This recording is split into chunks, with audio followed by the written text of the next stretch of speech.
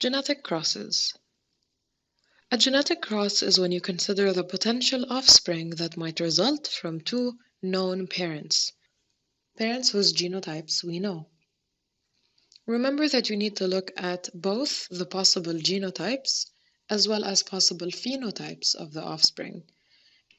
You can model genetic crosses using a genetic diagram such as a Punnett square to predict the outcome of different genetic crosses.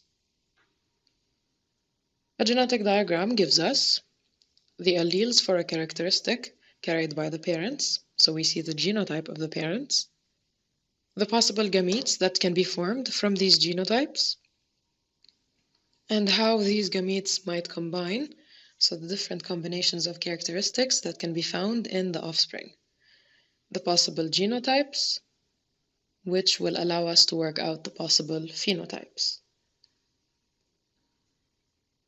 Inheriting different alleles can result in the development of quite different phenotypes.